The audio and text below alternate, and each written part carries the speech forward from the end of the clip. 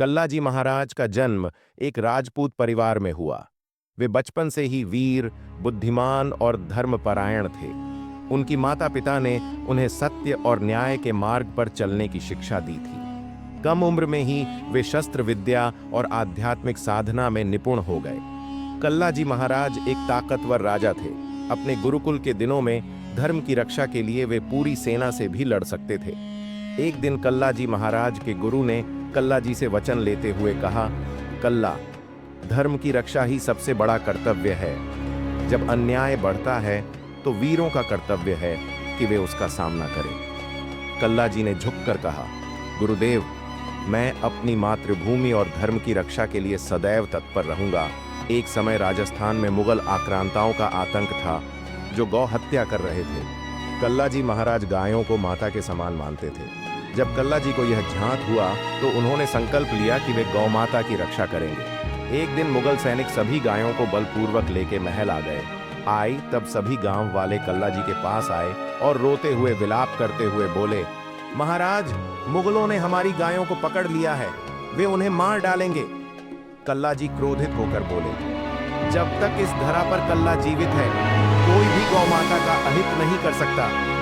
उन्होंने अपनी तलवार उठाई और अपने घुड़सवार सैनिकों के साथ दुश्मनों का सामना करने चल पड़े।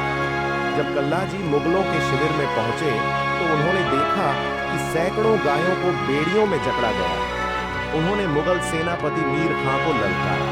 मीर खां हंसते हुए बोले, कल्ला, तुम अकेले हो और हम हजारों, कैसे रोकोगे हमें? कल्लाजी मुस्कुराते हुए बोले, धर्म की रक्षा के लिए एक भी सच्चा योद्धा हजारों पर भारी होता है। कल्लाजी ने जैसे ही अपना हाथ उठाया, चमत्कार हुआ। गायों की बेड़ियां अपने आप खुल गईं और वे भागने लगीं। मुगल सैनिक घबराकर पीछे हट गए। इसके बाद एक भयंकर युद्ध हुआ। कल्लाजी अकेले ही कई मुगल सैनिकों से लड़े। कल्लाजी कई मुगलों को उनके सर से अलग करते ही जान ले रहे थे। उनका विकराल रूप कुछ ऐसा था कि स्वयं महाकाल धरती पर तांडव कर रहे हों। वे बिजली की तरह इधर उधर घूमते और दुश्मनों को परास्त करते। कल्लाजी ने अधिकांश दुश्मनों को पराजित कर दिया था, लेकिन तभी मुगल सेना के एक बड़े दल ने उन्हें चारों ओर से घेर लिया।